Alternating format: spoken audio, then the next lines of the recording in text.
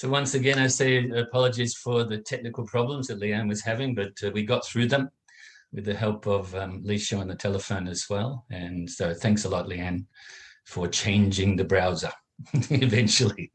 All right, so now we can start the class. We'll do the, thank you for your patience, everyone. And of course, the people that participate in the class, when it's recorded later on, you didn't have to wait any time at all. Only the people participating live. Okay, but that's the problem we have in this world with technology sometimes, isn't it? Especially when you have, I mean, Leanne's much better than I am on the computer. I'm very limited and able to do only what I have to do.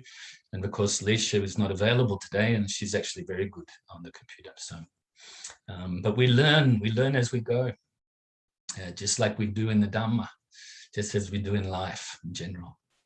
So let's do the chanting. Namo Tassa Bhagavato ArahatoSammaSambuddhassa. Namo Tassa Bhagavato ArahatoSammaSambuddhassa. Namo Tassa Bhagavato ArahatoSammaSambuddhassa. Buddham saranam gacchami. Dhammam saranam gacchami, Sangham saranam gacchami, Dutiyampi Buddham saranam gacchami, Dutiyampi Dhammam saranam gacchami, Dutiyampi Sangham saranam gacchami. Tadayampi Buddham saranam gacchami, Tadayampi Dhammam saranam gacchami, Tadayampi Sangham saranam gacchami. Namo Buddhaya, Namo Dharmaya, Namo Sanghaya, Namo Buddhaya, Namo Dharmaya, Namo Sanghaya. Namo Buddhaya, Namo Dharmaya, Namo Sanghaya. I take refuge until I am enlightened in the Buddha, the Dharma, and the Sangha. Through the positive potential I create by practicing the 6 paramitas, may I soon attain enlightenment in order to benefit all sentient beings. I take refuge until I am enlightened in the Buddha, the Dharma, and the Sangha. Through the positive potential I create by practicing the 6 paramitas, may I soon attain enlightenment in order to benefit all sentient beings. I take refuge until I am enlightened in the Buddha, the Dharma, and the Sangha. Through the positive potential I create by practicing the 6 paramitas, may I soon attain enlightenment in order to benefit all sentient beings. May all sentient beings have happiness and its causes. May they be free from suffering and its causes. May they never be parted from their happiness beyond suffering. May they abide in equanimity, free of bias, attachment to the near, and aversion from the far. I shall cause this. Great compassionate Buddha, please inspire me to be able to do so. Reverently, I prostrate with my body, speech, and mind, and present clouds of every types of offerings, actual and mentally transformed. I confess all of my negative actions accumulated since beginningless time, and rejoice in all the virtues of all holy and ordinary beings. Please remain until cyclic existence ends, and turn the wheel of Dharma for all sentient beings. I dedicate the virtues of myself and others to the great enlightenment. However innumerable all sentient beings are, I vow to save them all. However inexhaustible my delusions are, I vow to extinguish them all. However immeasurable the Dharma teachings are, I vow to master them all. However endless the Buddha's way is, I vow to follow it completely. Om Mani Padme Hum. Om Mani Padme Hum. Om Mani Padme Hum. Tayata Om Gate Gate Paragate Parasamgate Bodhi Soha. Dayatam gati gati parasamgati buddhi soha. Dayatam gati gati parasamgati buddhi soha. And just for those of you that maybe, I don't know, maybe you don't have the prayers printed out or in front of you, each time that I post this on Facebook or put it in on the YouTube channel, the script that I put it with has the prayers in there, just in case you didn't know that. And so that you can copy and paste, print out for yourself so you can partake in the chanting or the praying before the class or the start of each class, if you like to. Otherwise, some people just like to listen. It's up to you, really. Where the important thing is to absorb our mind with his teachings, because Buddha's prayers aren't really, even though sometimes they take on the form of wishing for something or aspiring to something or for something. Actually, this is not asking for anything. What we are doing is absorbing our mind with the teachings. So for even that line that I added to the 4 immeasurable prayer, and that is the immeasurables of love, or loving kindness, compassion, empathetic joy, and equanimity, or in Pali, metta, karuna, mudita, upekkha. And the last line or last 2 lines I actually added to that to take responsibility. So, we say, I shall cause this. So this is, really taking responsibility to make this happen, to have this love, this compassion and so forth, to do whatever you can to cause happiness for yourself and others, and to help others to be free from suffering as well as yourself. And then I added the line that says, great compassionate Buddha, please inspire us to be able to do so. It sounds like we're asking the Buddha to inspire us, but what the line really means is we're humbling ourselves. We are imperfect at the moment. We are very limited. So we need the inspiration of someone higher than ourselves, the Buddha, for instance, to be able to, impress ourselves to try harder, to make more effort, and so forth in the practice. So I thought I'd just add that because I know that sometimes I see some people when they join don't partake in the chanting, and if the reason for that is you don't have them in front of you, then just copy and paste for yourself, okay? You can either print it out or have it on a separate part of your screen. Or like I said, if you are just liking to listen to the chanting, make sure you pay attention, be aware of what it is that we are actually saying, and absorbing our mind with it, okay?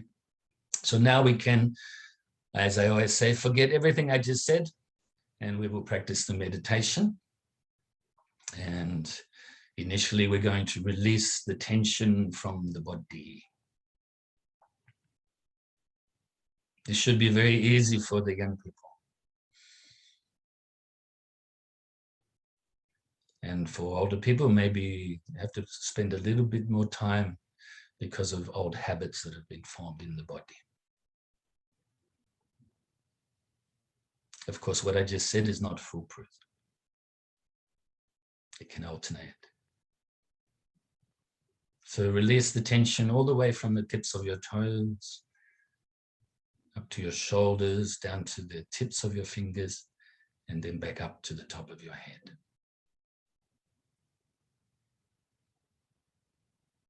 As you do this, you're also helping yourself to release the tension in your mind as well. As we know, the mind and the body are very closely related.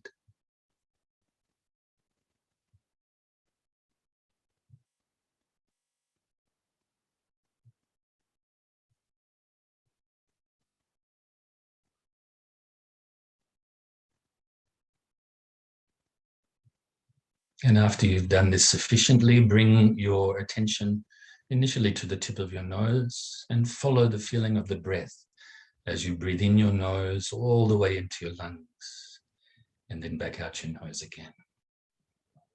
Breathing in, breathing out. Breathing in, breathing out with an inner smile. That's all we have to do right now. And physically, that's all we actually have to do in our lives from moment to moment, is breathe in and breathe out.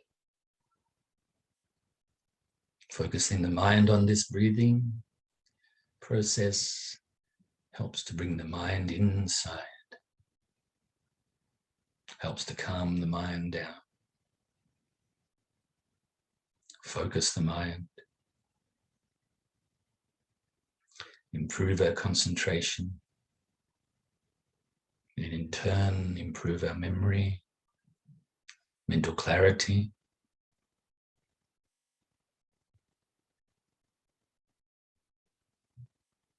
So when thoughts arise or any other mental activity, don't cling to them, don't grasp at them,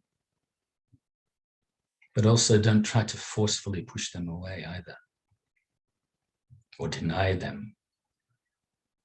Just let them go naturally by refocusing on your breath.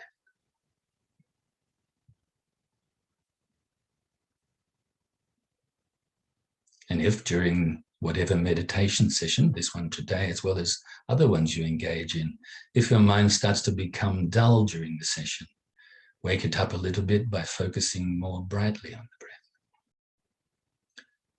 This way, replacing your mind or refocusing your mind on the breath is the antidote for both the distracted and agitated mind, as well as the dull and sleepy mind. So let's practice like this now for a few minutes in silence.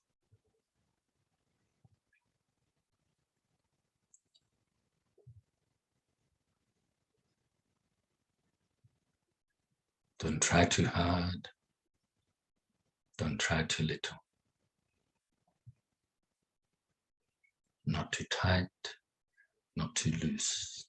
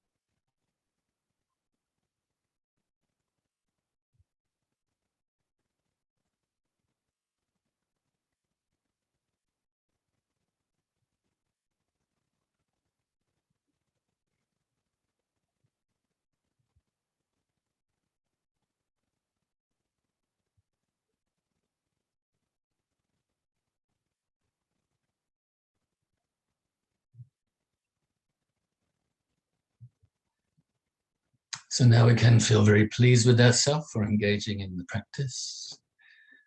And let's fill ourselves with universal loving kindness.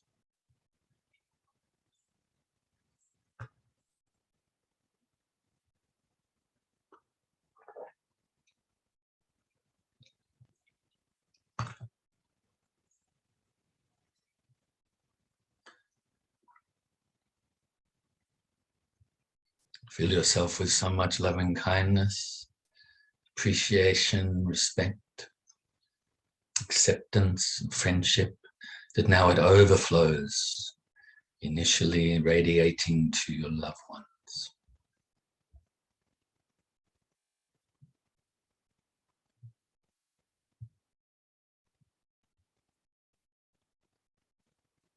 As I've mentioned before, in this type of meditation, we can be quite creative. You can visualize white light or nectar going to your loved ones, filling them with the white light or nectar. You can see them in your visualization as very happy, free from whatever sufferings they may experience. Be really peaceful. Now extend out further this loving kindness to also include strangers. It could be those people you walk past in the street regularly but don't know them, person in the shop or the petrol station, or people you don't know at all.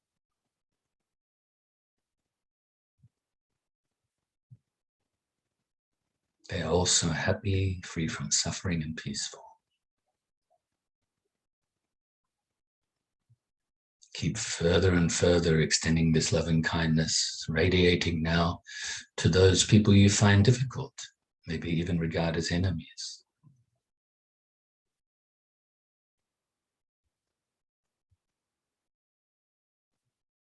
May all of these people have happiness and its causes, be free from suffering and its causes, and all be peaceful and free from conflict and disharmony.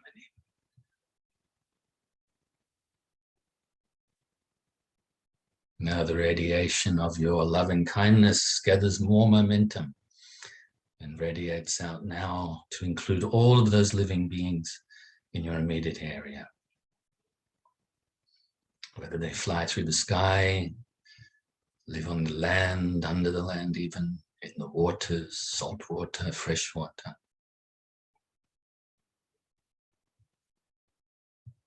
And further now, to include all the living beings throughout your whole state or county.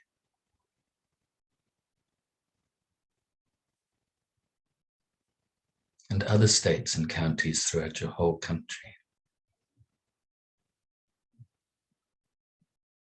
And other countries throughout the whole world. Those that you're familiar with and maybe close by. And those countries you don't know about at all, and the ones further away from you. So your loving kindness pervades the whole world. And other worlds throughout the whole solar system. And other solar systems throughout the whole galaxy. And other galaxies throughout the whole universe and beyond. Have your loving kindness pervade throughout infinite space. And at the same time be present here and now to recite the dedication prayer. Due to this merit, may I soon attain the enlightened state of the Buddha, so that I may be able to liberate all sentient beings from their suffering. May the precious bodhicitta not yet born arise and grow. May that born have no decline but increase forevermore. And may the precious view of shunyata not yet born arise and grow. May that born have no decline but increase forevermore. And you also can rejoice in your merits in engaging in this practice. That will help to multiply the goodness, actually. Multiply the merits. Try to do it without any attachment to yourself or to others. as much as possible with a mind of equanimity, a non-biased mind. And so we've already spoken about, or during this commentary on the 6 paramitas, spoken about generosity, morality, patience, and the first 2 of 3 aspects related to the 4th one, which is the right effort, or the paramita of effort, I should say, or perfection of effort. The effort can also be known as diligence, and it also can be known as enthusiastic perseverance. I think it's helpful, especially in the English language, to use some different words to express what it is we're expressing, the different aspects of the Buddha's teachings, for instance. Because the English language has a lot of words that are either the same meaning, or they have very closely a similar meaning. And it will enable us to be able to look at things, from different sides. Maybe we have a certain understanding of the word diligence, for instance, and then we can contemplate that. Maybe it's slightly different to the word enthusiasm and perseverance. And so then we get more of a holistic view of it. It's like the example I can use a lot is, in fact, I'm just using what's in front of me right now, the laptop. I'm looking at the screen of the laptop. I have the keyboard in front of me. And normally we think, oh, I'm seeing the laptop, but actually I'm just seeing the screen of the laptop and the keyboard of the laptop. That's all. I'm not seeing the back of the laptop right now, or underneath it, or all of the components inside the laptop. If I really want to get to know this laptop, which I'm not going to, just using this as the example, because like I said before, I'm not great with computers, but I'd have to get to know all of the little intricacies within it. I'd have to smash it apart, actually, to get to know the empty nature of the laptop, but I won't do that, otherwise we will have real trouble in doing these Dharma classes. But I think you get to know what I mean. We get to have a look at it. The example I use often is a house. You look at a house, you think, oh, that's a nice house. Actually, you're only looking at one part of the house. You don't know the sides of the house if you're looking at the front. You don't know the back. You don't know the top or underneath it. You have to, if you really want to get to know that house, you have to have a look at everything, contemplate everything. And that's the same with all phenomena. Okay, so we are, as mentioned, talking about diligence or effort or perseverance, enthusiastic perseverance. Today, we're on to the 3rd aspect, which is the enthusiastic part, or enthusiasm part. Now, the first week, obviously we spoke about predominantly the diligence of giving up, you should say, or avoiding the unwholesome. There's more to it than that, and you can have a look at the previous classes, review them, if you want to think about all the other details, so I don't go over them again today. And then, but not just being happy with avoiding the unwholesome, or not just being satisfied, I should say, with avoiding the unwholesome, but also engaging in the wholesome, in the good actions, the good deeds, which is what last week's class was about. So the diligence of engaging in good actions. And today, like I said, what I've titled it is the diligence of constant and consistent enthusiasm. So don't just be happy or just be satisfied if you're avoiding the unwholesome and adopting the wholesome. Okay, don't just be happy with that, because you're not enlightened yet. How can we be satisfied? How can we be satisfied? Because actually, even if we're really happy with ourselves right now, it won't last all the time. Okay, so the impermanent nature of cyclic existence is always, you could say, rearing its ugly head when we have happiness, because the happiness is impermanent. But I'll just recite maybe a verse that I wrote, and that is, your suffering is impermanent, so rejoice. But your happiness is also impermanent, so practice Dharma. Okay, so I think you can get what I mean by that. So impermanence doesn't always actually have the negative connotation. It can be positive, Let's say you're going through very difficult times. It's impermanent. You can take, you can be happy with that. You can rejoice in that, and as it is impermanent, the negativities, they're impermanent. This means you've engaged in good actions in the past to create that impermanence that will allow the negativities to subside, but also a happiness of which is also a result of our good karma, of our merit from the past, is impermanent as well. So we have engaged still in negative actions. And the happiness going away, for instance, is a result of those negative actions in the past. So we still need to purify our mind a lot. We need to make this great effort, be diligent in the practice. Okay? But as we do this more and more, our mind, or we become more enthusiastic. The more enthusiastic in the practice that we become, the more natural it is to do so, the easier it becomes to do so. So you could say it really, our mental training, our state of mind, our attitude, it's all reliant upon this, on this attitude we have and this state of mind that we have. Whether we find the practice to be like a burden and difficult, or whether it becomes easier for us. And it's an ease, it's a joy in the practice, enthusiasm and joy. So I've written myself a few notes. And I have to excuse a little bit today. I have a bit of hay fever, so that's my voice a bit scratchy. The weather has been really windy, and this is the time of year for that around Melbourne and surrounds. Of course, we're in the countryside, so we have it even more a little bit. Even though we're on the beach, which is very clean air, it still has a lot of pollen at this time of year. But the suffering is impermanent. The pollen is impermanent. So don't be satisfied by merely doing good deeds either. We have a way to go.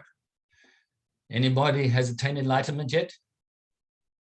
No, maybe your cat has attained enlightenment yet. Or Leanne's dog, we haven't developed this bodhicitta yet as well, this great compassion.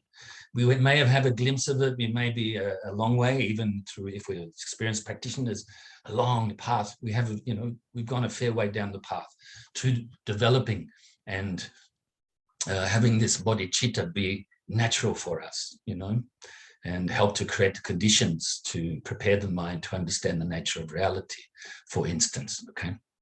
As mentioned in previous classes. So we haven't developed it fully yet, so we need to continue to go, okay? Those times when we feel really tired in the practice, it feels like a bit of a burden, they're the times when you really need to persevere, okay? You really need to try harder, okay? And as you do this, then you start to become more enthusiastic because you will perceive some good results, for sure. So let's create the momentum with doing good deeds and practicing well and consistently. So the constant practice of diligence will help our practice be consistent.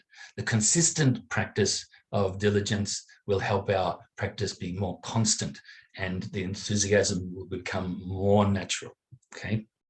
I've got a fair few notes here, as there was quite a few little points that I wanted to make, okay?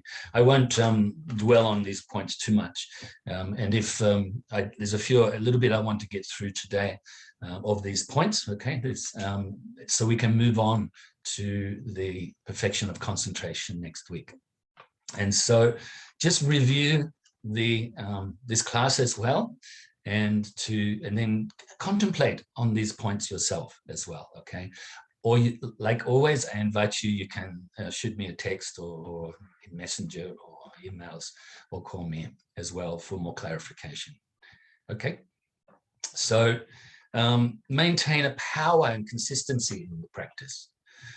How do we maintain power? First of all, you recognize the goodness in the practice, and you recognize the goodness in yourself. We can give ourselves, like I say, is like a spiritual pat on the back, because we are engaging in something that is actually really rare in this world. You think about all of even just the human beings. I don't know how many there are now. They say something like 7 billion. How many of them are practicing Dharma? There's not many really, very small percentage. I don't know how many people regard themselves as a Buddhist practitioner. And then even more so, the people that are really, really practicing, and really studying to get to understand the purpose practice, and then the methods to be practiced, and then truly implementing these methods and purifying the mind consistently and constantly. There's not many, so you can be really, really happy with yourself in this practice, okay? Don't be disheartened. And this is right up until we attain Buddhahood, right up until we attain Anuttara, Samyak Sambodhi in Sanskrit, or unsurpassed supreme enlightenment, SammaSambuddhassa in Pali. Before then, there will still be past negative karma that we need to purify, past negative actions that we need to purify. And also there's propensities. In other words, the possibility of these actions and the causes of these actions arising again. We may have purified to a certain level, but there's still that propensity in there.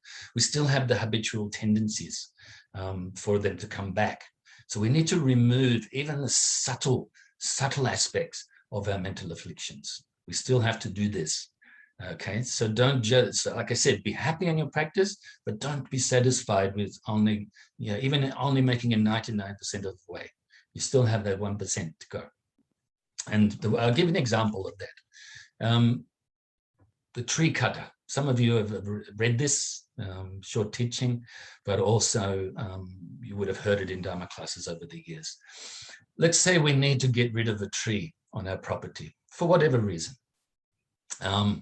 Now, the tree is there. Let's say, for instance, it's diseased or it's dangerous in the windy weather or something like that. Because I don't advocate cutting trees down unless you really need to. We need these trees on this planet. But anyway, so let's say that tree is there. Now you have to get a professional to do it, unless you know how to do it yourself or a friend knows how to do it properly. Then you have to cut the tree down. Let's say it's up here, right? Cut it down at a time, little bit at a time, to keep it safe. You have to, get up there in a harness, safety harness, and then whether you're using a regular saw or whether you're using like a chainsaw or something like that, and you have to do it little bit by little bit, little bit by little bit, and so the branches, and then get down to certain parts of the trunk, and then do that little bit, and eventually work your way all the way down the tree and till you're on the ground. Now, of course, the great effort that we're making here is part of this, but also all of the other parameters are part of this.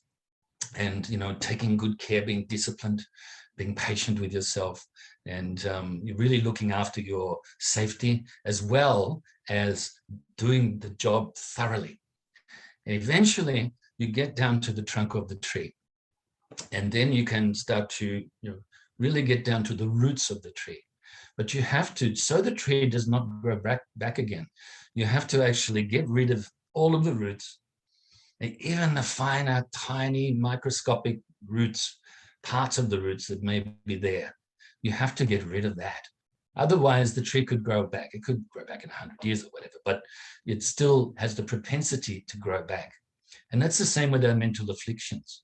We have to, first of all, chip away at the gross aspects of the obvious mental afflictions, the obvious part of it, the gross aspects of them, and then start to get down to the more subtle aspects of these mental afflictions. Let's say we will just speak about the 3 poisons right now. So the ignorance, and then from ignorance arises the attachment to that which you find pleasant and you want, and that which you find unpleasant is aversion. You have an aversion towards this.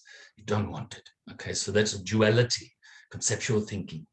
And so this comes from the lack of wisdom, the lack of understanding.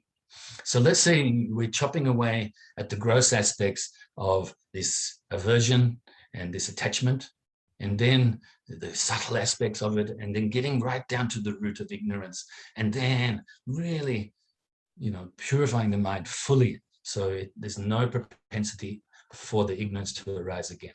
Okay, we're only able to achieve this when we realize the supreme wisdom, the prajna paramita, the perfection of wisdom, which is the 6th of these teachings that we're giving commentary on right now. Okay, so there's that. The next parts, I won't dwell on these ones too much, but I just want to mention them so you can contemplate. So strive to increase the wholesome qualities. So it's not only about uprooting the ignorance and the other mental afflictions, but actually striving to increase, improve, nurture your good qualities, which you already have in abundance, until eventually you perfect them beyond limit, okay, such as compassion and loving kindness and so forth. So in practice also, we must be diligent in our Dharma practice, in perfecting these parameters, in the 3 trainings of being moral, of meditating, developing this one-pointed concentration and realizing the wisdom, in being more compassionate and more wise as we go along the way, okay? And also in our meditation practice, whether it be the breath meditation or the love and kindness meditation or any other types of meditations you may do to train certain aspects of your mind. So there's only 1.5 minutes to go now, I just realized. So be diligent, continue to improve, and do more and more, okay? So keep trying. You know, if you start to get tired, back off a little bit. If you start to get irritated, back off, contemplate, give it up, okay? I'm not going to get the other side of the page. That's life. So we have to be patient with that. And so I'll pick this up next week, as well as start the next, the 5th of the perfections, because I don't want to get cut off in between. So hopefully that example of the tree is good for you to take away. I think you can agree with that teaching, that short teaching, and then work like this in purifying the mind, and be patient with yourself. You know, it's really important. Be kind to yourself. Be generous to yourself. Give yourself the time to make the effort. Okay, prioritize well. And I think that's all we can do. And thanks once again, Leanne, for making the effort to fix the problem that we had at the start of the class. Thank you for your patience, everybody, waiting around. And I look forward to seeing you in next week's class. Study well, practice well. I rejoice, as always, in your goodness, in your merits. Namo Buddhaya. Namo